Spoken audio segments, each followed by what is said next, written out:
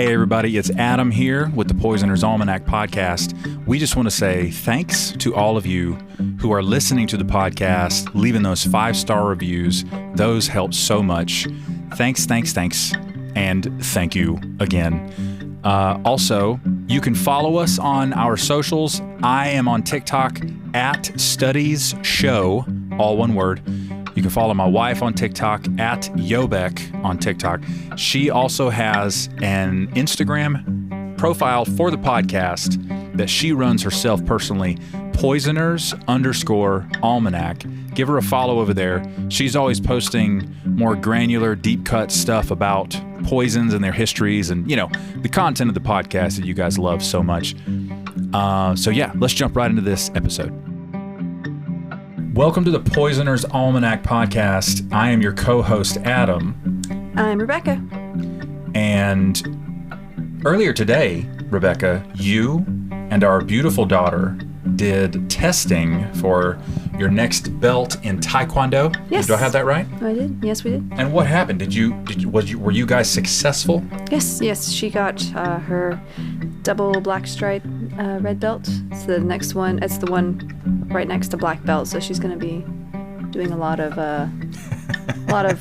study and basically going back over all the forms that she's learned. And I've got just the one black stripe red belt because I'm one beneath her. Right. And Camilla is one belt ahead of you. Yes, she is. Right. But she started earlier. But she also she won a trophy for most outstanding. Oh, baby. So she's doing very well. She's 8 years Very old, proud you of guys. her. She Yes. just, at that age, winning the trophy, she basically is the queen of America. She did her breaking first try, broke those boards. Yes, she did. First try. In the testing for Taekwondo, you got to break boards with a movement with your hand or your foot, a kick or a punch. Yeah. And Camilla broke both of hers on the first try. Yeah. Pretty Really- impressive. Really good. Yeah. So, today's episode, what are we talking about today? We are going to talk about some different mushrooms. Mushrooms. We're going to talk about some fungus. Different fungi? Fungus. Fungi? Fungi. Mm-hmm. It's going to be very fungilious today. It's going to be fun. Gus. Okay. Killing your brain like a poisonous mushroom is deadly. When I play adult melody, anything less than the best is a felony. Let's go. Those of you who Those of you of taste and culture know those lyrics. or our age. Maybe. Or you're just 40. Yeah, you know who we're talking about. Okay, so I'm gonna start somewhat mild. We're gonna talk about fungi. It's fungi. In my head, I always say fungi, but I say fungi. But I think it's just funner in my head to. Well, it's funner in my head to say fungi, but I know it's fungi. I know what it is. Well, if you say fungi, you miss out. You miss out on the pun of fun guy. Oh, he's such a fun guy. Yes. So Fungi. But that's yes. where I'm at. I'm in the fun guy camp. Yeah. Get it? It is fungi, but I say it differently in my head sometimes, just for the fun of it. All right. Anyway, so mushrooms. You'll see mushrooms in a lot of really cool artwork. Especially like you'll see them in you could find different mushrooms in different places in different seasons, but a lot of times around spring or even fall, you'll see them in like home decorations, like outdoor decorations. You'll see like the gnomes and the mushrooms, and you'll see like fairies and mushrooms, and I'm sure you've heard of like fairy rings. You know what fairy rings are? No. You never heard of a fairy ring? I have not, but you really hate that I haven't. Oh my gosh. Like, it's like... You can't see her face, guys, but she is not happy with me. How do you not know what a fairy ring is? I told you. You uncultured swine. Exactly. So, all right, tell me what it is. In some parts of the world, they have these things called fairy rings where you'll see like these growth of mushrooms that seem to come up overnight, and they're in a perfect circle. But, like there's a Korok seed hidden there. Yeah, but this is actually, you don't want to get in the fairy ring because it's actually quite dangerous folklore-wise. Oh. Fairies are not, like when you talk about like the fae and fairies, we're not talking about like the the hot ones from fantasy books or Sarah J. Maas. Hashtag. Or, you know, ACOTAR. we're not talking about like the fun ones. These are the kind that would, you know, want you to come in, and if you'll get punished if you go into the fairy ring. Okay, so that's the lore. Yeah, basically. Okay. So, well, yeah, like if you were to find yourself going into a fairy ring, you might find yourself asleep for 100 years, is the lore. Or you might be forced to dance for the entertainment. I'm already sold. Let's do it. You'll have to dance for their entertainment for like until you die of exhaustion. Oh, well, they would put a stop to that quickly. I am no dancer. So, like, you know, it's more dangerous than it is, you know. Okay. Fun. I dance as well as I ice skate. So that's the lore of it. Some people find it fascinating. All right.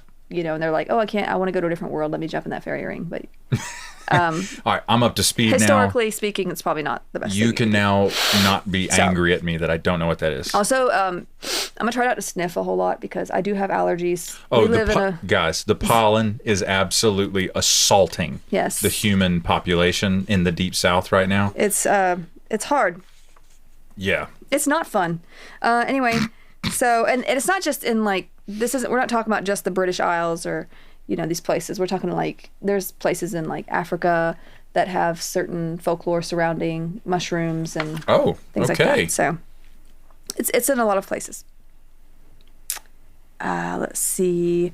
So we're going to talk a little bit about different kinds and how some of them are very poisonous. Mm-hmm. And some of them you can eat. Like obviously we've eaten mushrooms. I make a mean mushroom risotto. Oh baby, you said it. And I don't use any of these mushrooms, so you'll be happy to know that. So, but I'm gonna start off a little mild. Do you know what a moral is? No. Not the kind that you're like, not like your values. Not those kind of morals, but morals, MORELS, morals. They're like a really cool looking mushroom, and the only reason I know what they are, like by name, is Stardew Valley, because there's like, get out of town. You can collect them in Stardew Valley. We've got so many good references already. Yeah, Stardew Valley, it's amazing. Okay. Cottagecore. But there's morals, and they're like the little pitted caps. They're conical in shape. They're like little cones with little pits in them. They look really cool. Mm-hmm. And I'll put pictures up and stuff of these later. But yes, on the Instagram. But I mentioned these because there's also such things, false morals. There's so much pun potential. I'm so sorry. Please continue. You have morals and you have false morals. Yes, we do. Now, morals actually are somewhat edible, although from what I've read, if they're not cooked well, they can cause some illness. But false morals can be deadly if eaten raw or if they're not cooked well enough. Okay. However, it's a delicacy in Scandinavia, Finland, and Poland.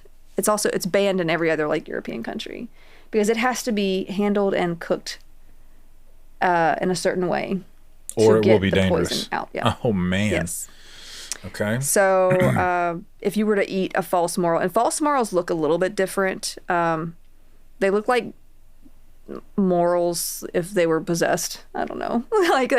they're more lumpy and brain-like. And like a little bit darker in color. Ew. Yeah, they're kind of. So it's easy to tell, like on sight.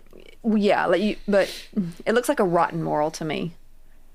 False morals. So false morals. But unfortunately, false. I do not miss Jim. Unfortunately, there have been times where things have been misidentified, and so no. A big part of this episode is, hey, don't go into the forest and just start foraging if you don't know what you're doing. Oh, don't dear. do that. Okay. And I know I've mentioned that before, but I feel like it should be said here and there. Now, it is thought to be responsible for a fourth of mushroom deaths in Europe every year. Mushroom-related deaths. Yes, that's one of the reasons I wanted to mention it, because it does have a significant, effect, it seems. Okay. And apparently boiling it or parboiling it can help, but if you boil what was that you said? Boiling or parboiling? It's parboiling. I had to look that up. It's like a. I've already forgotten what it means. I'm sorry. It's a way of cooking. Okay. Okay, it's a type of boiling. I'm not a chef. Fine. Okay. Let's continue. Chef, okay. But if you boil it, you can inhale the vapors, and it can make you sick that way. Yikes. So that's weird. Okay. Symptoms of this poisoning, and there's a lot of the symptoms for a lot of the mushroom poisons are going to be very similar. Okay, because a lot of them affect the liver and kidneys. That's 2 strikes right there. Yeah, and they're going to really have a lot of GI symptoms related to it. So a lot of symptoms with this would be nausea, dizziness, coma, death. I feel like you're not, with this one, it's not, I don't think it's as accidentally ingested as many as the other ones that we're going to talk about. Okay. But it can kill you. So don't do that. Mm-hmm. And usually, if you do die from this, it would be due to liver damage or kidney damage. But the liver is going to probably get you faster than the kidneys. Right. Will in this instance. That makes sense.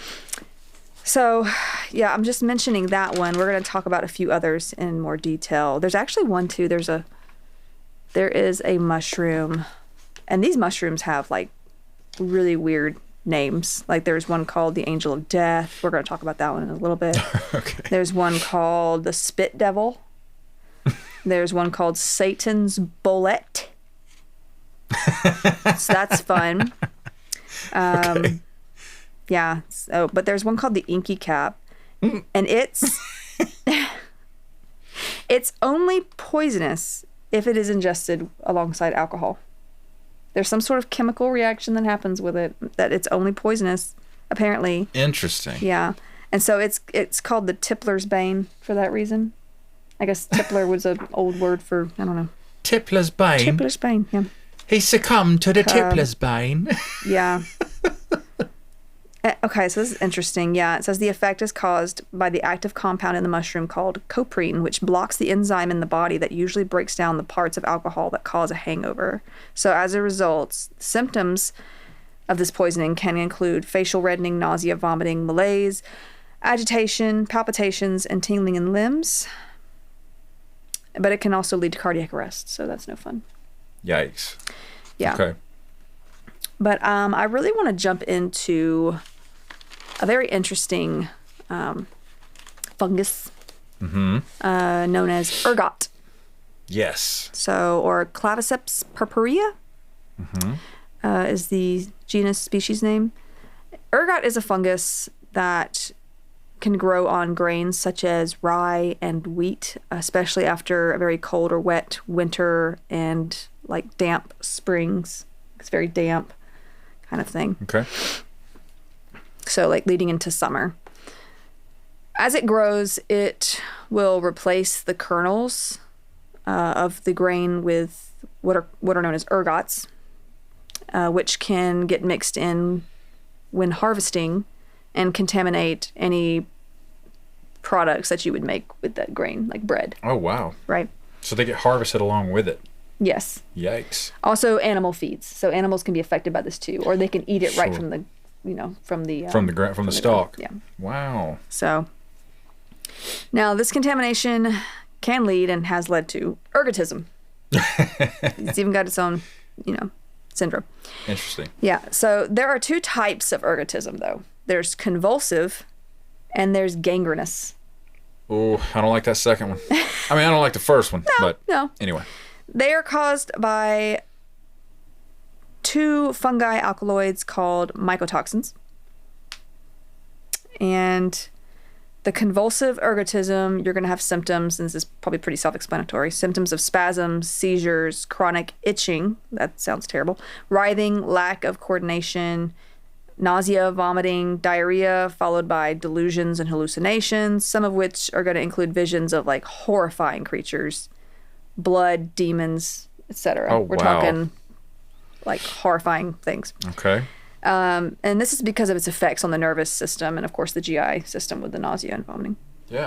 Now, gangrenous ergotism also is going to be rather self-explanatory. You're going to have symptoms of numbness, muscle twitching, weak pulses, burning sensations, and the blackening of limbs, loss of sensation, and those limbs can become gangrenous. I mean, they can literally fall off. That's crazy. It's pretty awful. It literally causes tissue death? Yes. And gangrene? Well, because of its cardiovascular effects, it constricts the blood vessels, so the tissues are dying because of lack of oxygen. So that is a new one. I've yet to hear of a poison that's acting like that. Yeah. Crazy. It's pretty crazy. Okay. Now, ergot was known about, although its effects through contamination were not understood until later, like as a poisonous or toxic substance. And in the later 1580s, midwives would use it to advance stalled labor at low doses. Like they would get like 3 like grains of this stuff, and then, but not without risk. Yeah. Wow. How does that work? Like, yeah, it would help the labor proceed along, but not, like I said, not without risks. If you take too much of this, or if it's given too soon, it can cause babies to be stillborn. Yeah. That kind of thing. So Man. it causes labor basically, but it's. I'm just fascinated that it worked.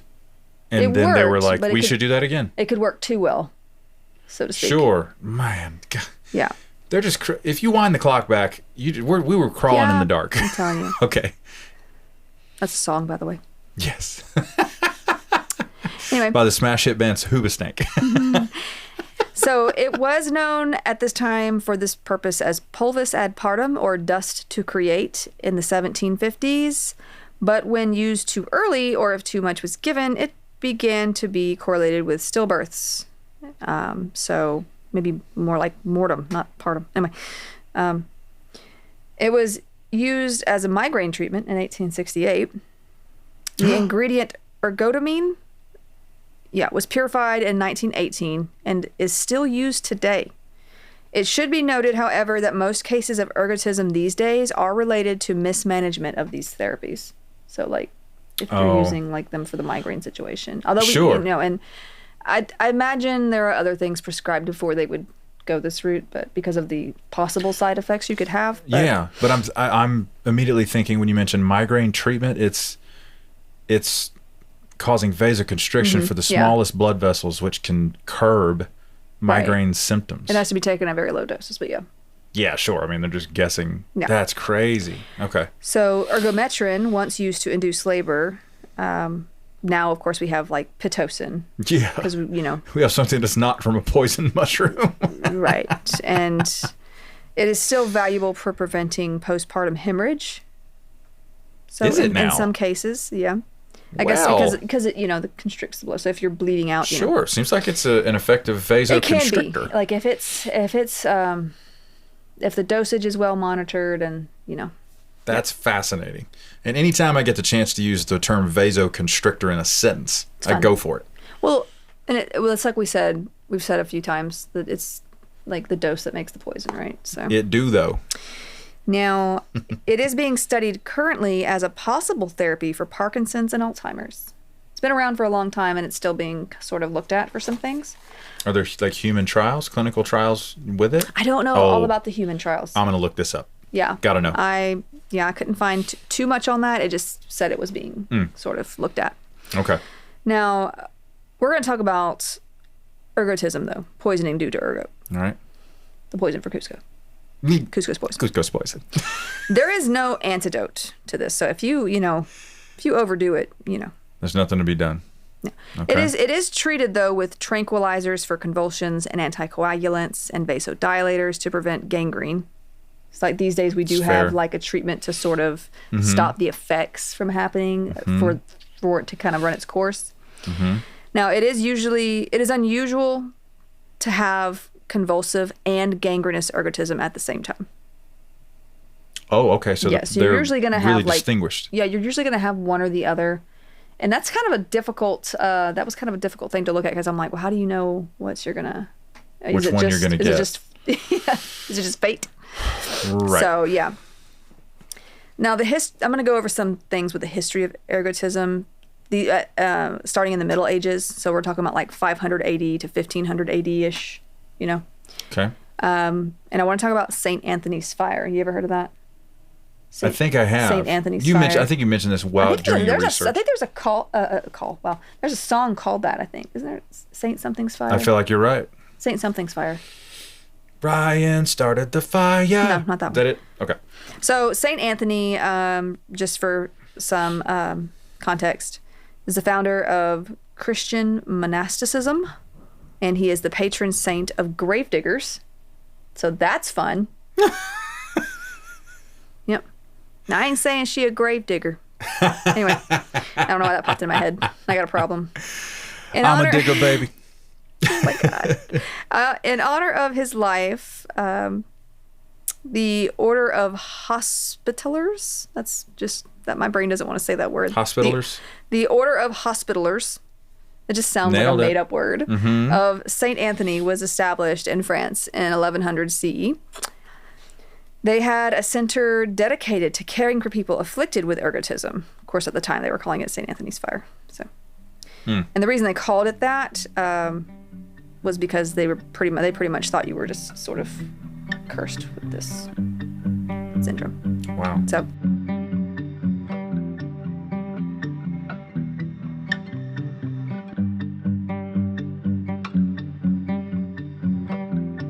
but the walls of this place were painted red to symbolize the burning sensations caused by ergotism. You're kidding. Yeah, I'm like, what? Why would you want to remind them of that? Like, wouldn't you want to distract them from their issues, their pain? Anyway, like, oh, by the way, your insides are burning and you're probably going to lose a limb soon. Mood. I love these walls. Awesome. It's a vibe. So more of these centers were established throughout Europe. Oh, a franchise. Quite a few of them. And St. Anthony's Fire was relatively common during the Middle Ages. It affected millions, and it killed tens of thousands of people. What? Yeah, it did. Mercy. It was rough. I mean, you're thinking about not only are you having like gangrene, you got like little fingers are falling off these people. That's terrible. And you probably got like infection happening, all kinds of stuff. So just one outbreak in 994 CE. Did I just say 994 CE? That doesn't sound right. 994 CE. I don't know why, but that hurts my brain. 994. 994 CE. There you go. Why is that? Why is I don't that know. It hitting you bothers wrong? me to say it that way. In France. Okay, moving on. It's actually 100% normal. I don't like it. Just one outbreak in 994 CE in France killed 20,000 to 40,000 people. I love that estimate. It's like it could be 40,000. Yeah. We don't know. It's the Middle Ages. It's one of those numbers. It's in between there. Now, those infected or contaminated suffered convulsions, sores, burning sensations, like in their hands, feet, wherever they weren't getting blood to, basically. Hallucinations. Wow. Blech. Okay. Insomnia, nausea, muscle cramps, and, like I said earlier, the blackening of limbs, which is the first sign of, like, So it's awful. dying, the tissue's dying. You know? It's so... Well, it's not the first sign, but it's the first outward sign that you can see, I imagine. And clinically speaking, that is painful. As gangrene When you sets start to in, lose blood supply to extremities. Well, that's where you get the burning sensations coming into. Oh, sure, dude. It's so painful to lose sores. blood flow to live tissue. Yeah. And it makes you think about, like, everyone who might have been dealing with something like diabetes back then and didn't know. Oh, God. Because, like, now you've got, like, and those, I mean, sores aren't going to heal because you're not getting blood flow, but even if, like, for them, like, it would have been even worse, I Well, imagine. it would have been much less likely than today's time because people were much smaller framed. They were lighter weight. Well, you're thinking about, like, type 2 diabetes, about type 1 diabetes. Oh, yeah. Great point.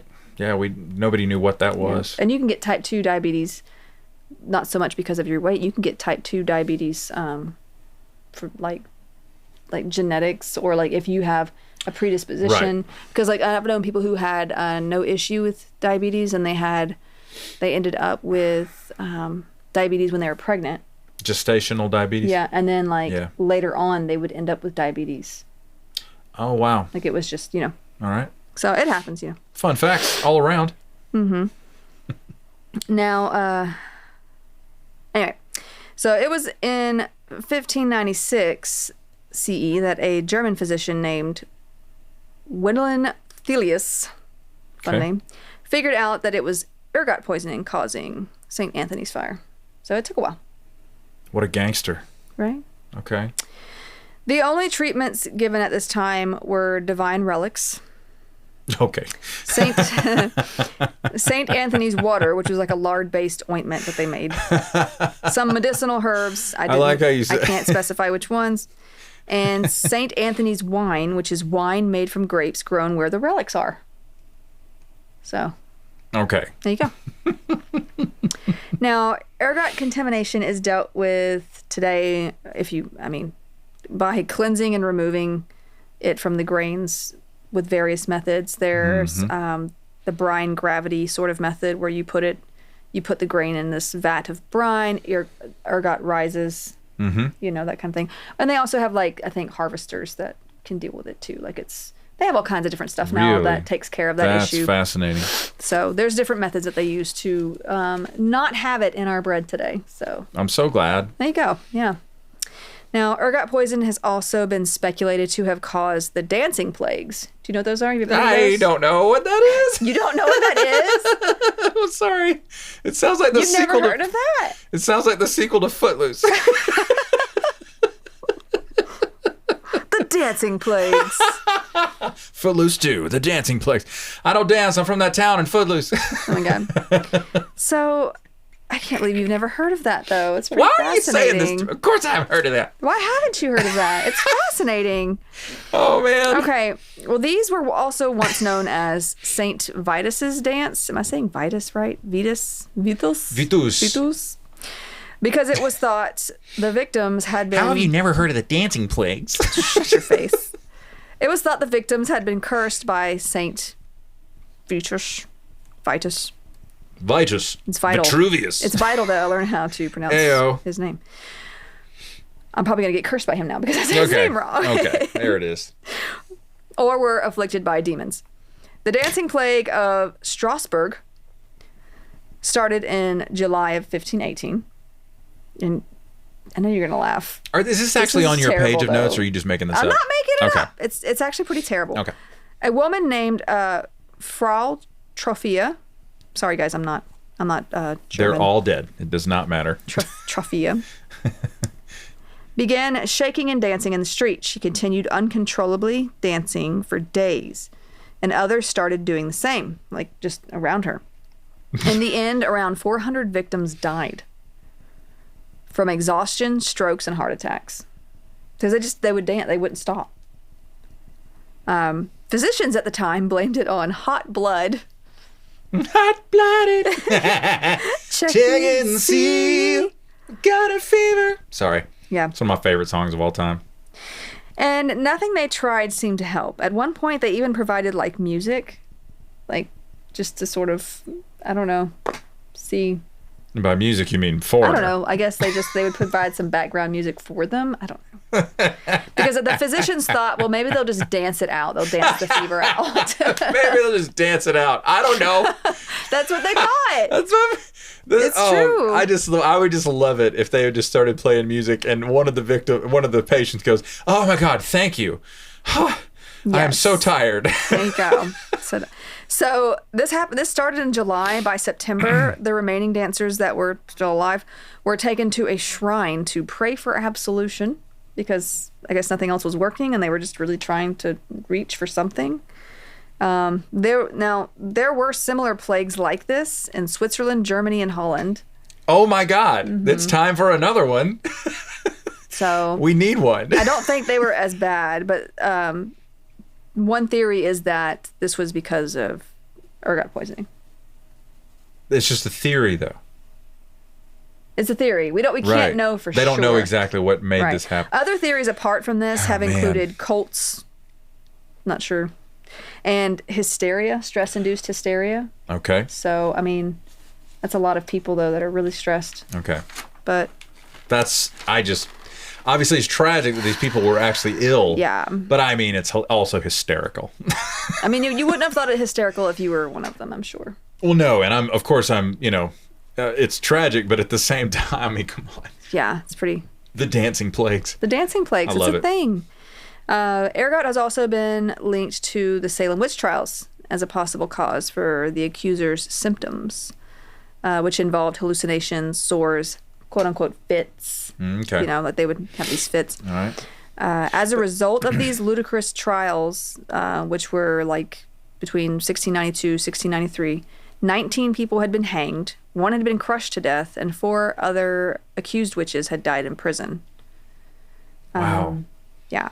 What they say dancing, is it possible that it's like choreoathetosis, like the Huntington disease symptom, involuntary movement?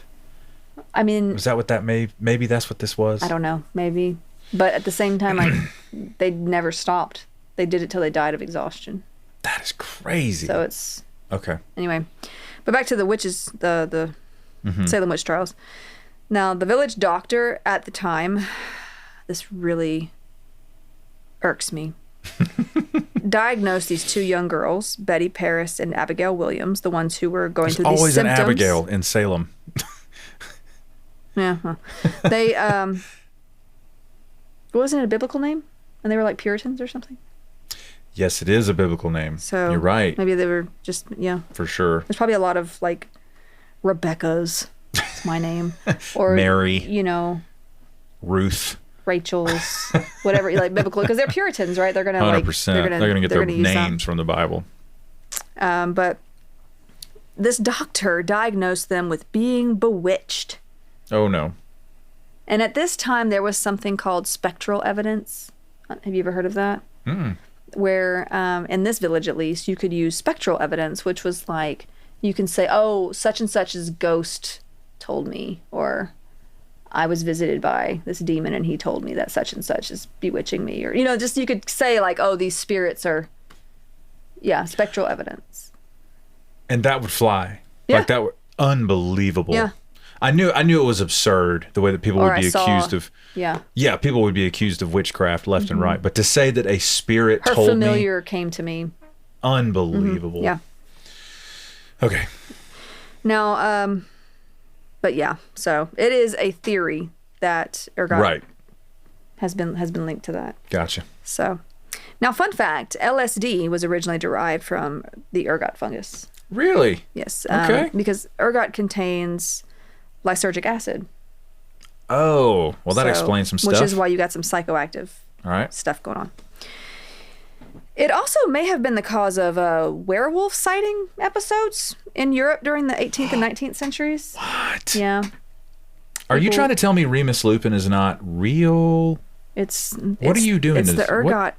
It's the ergot. All right. Anyway. We're going to put a pin in that. Maybe Harry Potter just had some ergot poisoning. Maybe he got a bad okay. bit of bread. That's about enough and out of you. None of that ever happened. And he's still under the stairs in his terrible aunt and uncle's home.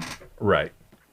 So now I want to take us to the Amanita family. Okay. So this particular family of fungi, he's not a fungi.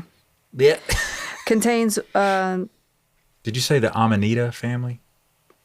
Amanita, yeah. Amanita fungi? Mm-hmm. It's the family. There's quite a few species in this Amanita fungi. So. Oh my God. So, contains one of the most lethal natural poisons that we know of. Lovely.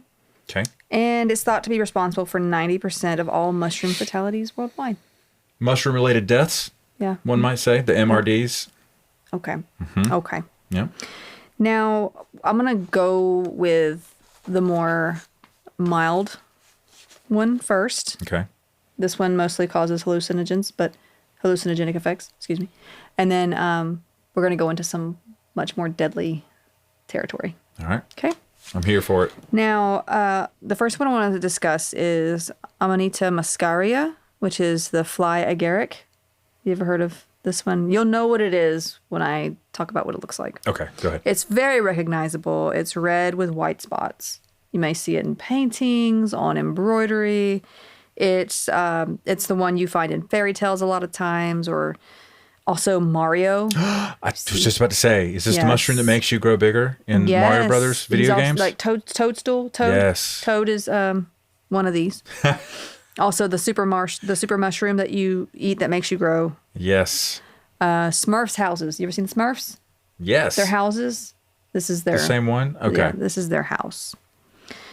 And children have actually been hospitalized in the recent past because of eating these mushrooms, likely because of its associations in pop culture.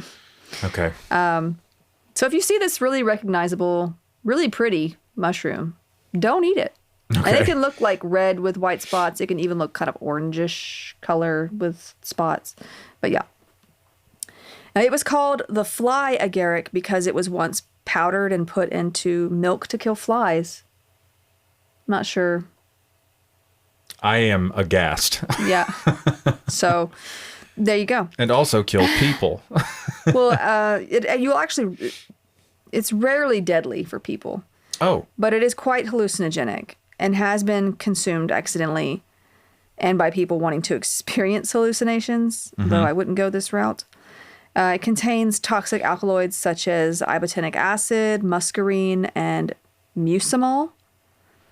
Eating it can cause nausea, vomiting, diarrhea, excessive salivation, perspiration, watering of the eyes, slowed or difficulty in breathing, pupil dilation, confusion, excitability. A lot of, you start having some really wild hallucinations too. And recovery can take about 12 to 24 hours, but some effects can last longer.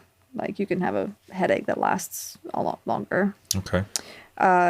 This also causes something that has been called Alice in Wonderland syndrome. You're kidding. I'm not kidding.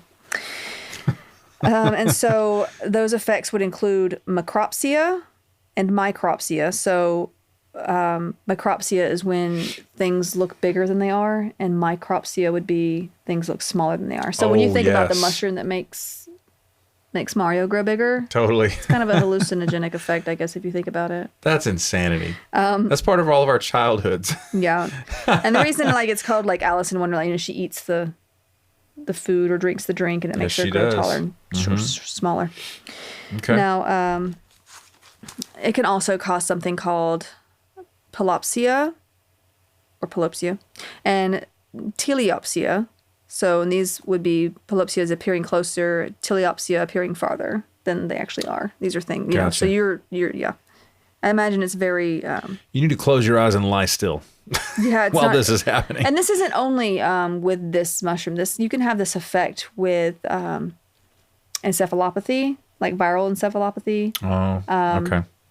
This can happen with other things besides this poison. But it's rather rare. You're not going to get it if you just have a concussion, so to speak. But okay. Which don't go get concussions either. No. Don't try that either. But it is associated with this. Okay. Now, it's also interesting. Like I said, the mushroom in Mario makes you grow bigger, but in some parts of the world, it is used in rituals and wedding feasts. It's usually prepared in such a way that its psycho effects are a little bit lessened. It's also eaten in some places after being cooked well, because it does, again, parboiling, and boiling can make it a little safer to eat. Not the parboiling. So this one's one of the milder species in this family. Okay.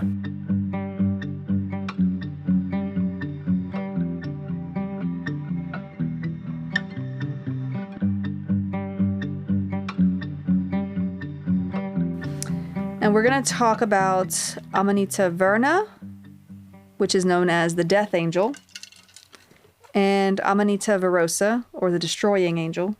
Okay. Also Amanita bisporigera. I do not know if I said that right. There's also one called Amanita ocreata, and they are kind of talked about they're kind of put together from what I've seen in a lot of research that I've done, because they look a lot alike.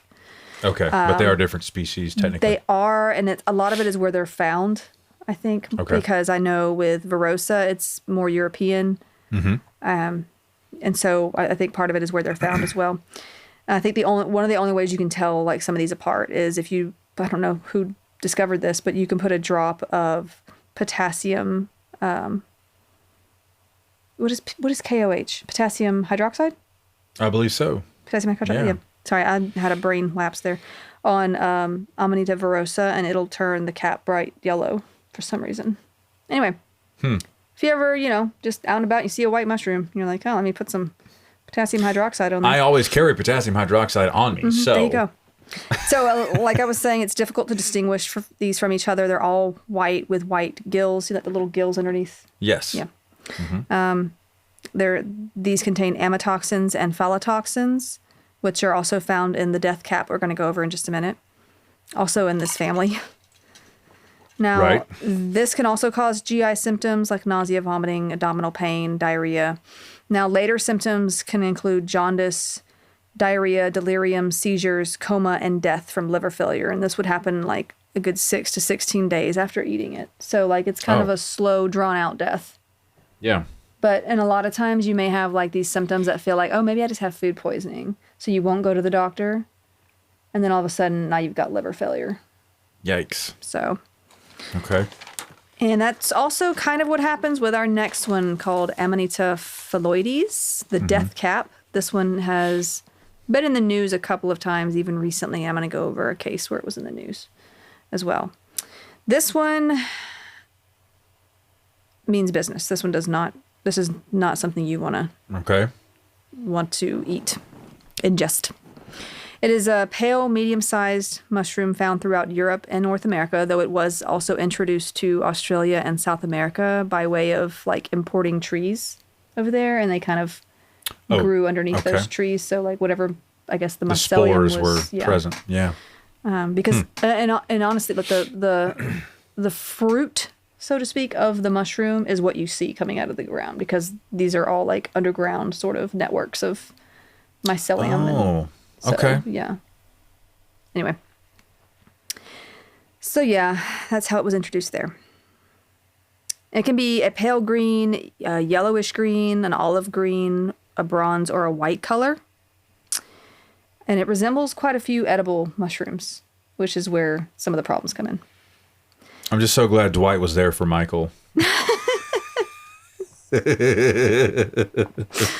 Oh my gosh. I will even let him die. Now, it only takes a half of one of these to kill a human. And it is responsible for 90% of mushroom-related deaths. MRDs, baby. I'm telling you what. We need to... I bet the CDC doesn't even have a real-time... I'm going to look it up. ...counter for MRDs. Let's look it up. I'm disappointed in that. CDC. MRD. Mushrooms. Widget. Mushroom poisoning. Does the iPhone have an MRD widget? There's the fly agaric right there. Oh. What a pretty color. It's it has some things on here. It has some things. Anyway. Okay. But yeah, still need the widget. Just don't go into like, don't be like, oh, that's a pretty mushroom, I'm gonna eat it. Oof, like if you're not, if you haven't been foraging for a while, or like you're not studied on it, I wouldn't don't just go try things. And we've discussed that before with like berries and such too. Don't do that. For sure. Now, on average, one person dies every year in North America from death cap ingestion, because thankfully people don't go around these days and be like, hey, I'm going to put that in my mouth. It's not as common. I wasn't ready for you to say that. That's really funny. And like symptoms may not appear for several hours, which could lead to delayed treatment and death in this case. So, and apparently they taste pleasant, which doesn't help things. I mean, I don't suggest you go and try it, obviously. Hey, I'm going to put that in my mouth. Yeah. But they can cause similar symptoms like abdominal pain, nausea, diarrhea, all these GI issues. You've got hypotension, which is low blood pressure, tachycardia, your heart rate's really high, hypoglycemia, low blood sugar. Then this is within like 2 to 3 days of eating it. Within about 6 to 16 days, you're starting to get jaundiced, you're having seizures, you may go into a coma and die. Now, oftentimes, when it comes to treatment, a liver transplant is required. Holy cow. Yes, okay. You're not getting out of this alive usually. Jesus. If you don't have a new liver. The toxicity in this mushroom is not reduced by cooking, freezing, or drying, and there is no antidote. So you cannot get the toxin out of this. Lesson learned. Tough stuff. Do not eat it. Now, one story I read was from Oregon, where 4 members of a Korean family required liver transplants after accidentally eating the death cap mushroom, because they mistook it for this edible paddy straw mushroom that's found in East and Southwest Asia. No. Because it does look similar to it. Oh, that's terrible. So, they thought it was this particular mushroom. It ended up being poisonous. So, also in January of 2012, 4 people were accidentally poisoned by death cap mushrooms in Australia after a similar misidentification. All required hospitalization, and 2 died, with a 3rd requiring a liver transplant. Wow. Yeah. The one I want to talk about a little bit more, though, is, and people may have seen this in the news, back in 2023, which was not that long ago, it was a year ago. This happened in July of 2023 in, I am going to butcher this, Leongatha, Australia? Okay. Okay, this place is 85 miles southeast of Melbourne. I'm sorry if I butchered that.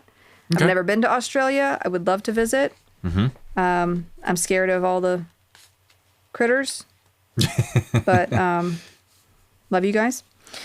Now, in 2023, Erin Trudy Patterson, is this lady's name, decided to make beef Wellington for a lunch for her former in-laws. Now, this is a weird circumstance. I don't quite understand what's going on here. Maybe it's a socio-cultural thing that I just don't understand. Mm-hmm. I don't know. They're her former in-laws, and they're having lunch together, I guess. I don't know. I guess maybe they're close still, and anyway, you could still be close, but this just feels weird to me. I feel like we're describing the motive. Well, the more I read it, the more I was like, why would you go to this lady's house? Okay. So, Don Patterson, his wife, Gail Patterson, and both in like their 70s. Heather Wilkinson, which was Gail's sister, and Ian Wilkinson, Heather's husband, attended this luncheon. And I've actually never had beef Wellington. Me neither. Apparently it involves mushrooms. Okay.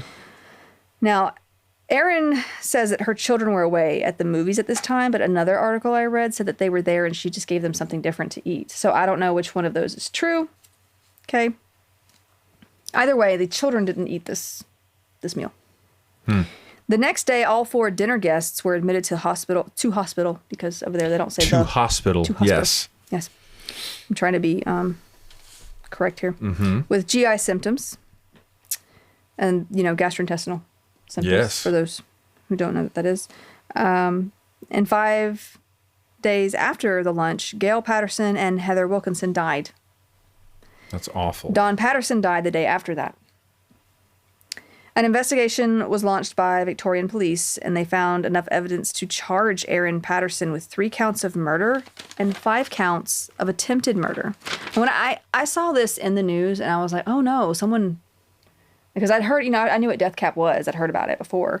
And I was like, okay. She must have went and picked mushrooms and completely didn't understand what this was. I look back, and now she's being charged with murder. So maybe she did know what it was. They have enough evidence to charge her. I don't know how the system works over there, but she swears that she didn't do anything intentionally. However, she has also, apparently tried to murder her ex-husband, Simon Patterson, on 4 occasions. Between November and July of November of 2022 and July of 2023, including this poisoned lunch. I don't know why he wasn't mentioned in the lunch. Maybe he didn't show up, but at the same time, if she's tried to kill him, why would they go to her house? There? Yeah, I don't know. Okay. As well as other claimed incidents earlier in 2022. So apparently, maybe more than 4 occasions she's tried to murder him. Why are they going to her house? I don't know. Doesn't make any sense, mate. And she swears that she loved her mother-in-law like her own mother, and she wouldn't do this. You're a liar. She wouldn't do this, she said. So I don't know every detail about this case. It's still ongoing. Her next court date is in May of this year. But I will say Ian Wilkinson was released from the hospital after a liver transplant. Unbelievable. And if you've never had a transplant before, and I know a lot of people haven't, there's a lot of medication you're going to take for the rest of your life. That's right. It's very nerve-wracking because you're like, what if my body decides it's not going to keep taking this? That's right. It's a lot. Anti-rejection medication. They're basically trying to keep your body from rejecting a foreign organ. Which means you're going to be immunocompromised too. That's true. So it's a lot. But you'll be alive. Yeah. But yeah, that's those are the mushrooms I wanted to talk about. There's a lot more, but those are the ones I found that were pretty crazy. What I find fascinating about the world of fungi, apart from the poisonous ones, is how it's just the culture behind it, or the folklore behind some of these. Mm-hmm. Like toadstool. Do you know where toadstool comes from? Which, earlier I was talking about, Toad from Mario. He's the Amanita muscaria type mushroom. Yeah. But apparently, the folklore that's common in, Germanic and Nordic areas of Europe suggests that, toadstool comes from the way toads and frogs are attracted to the fungus. and they use it as a perch.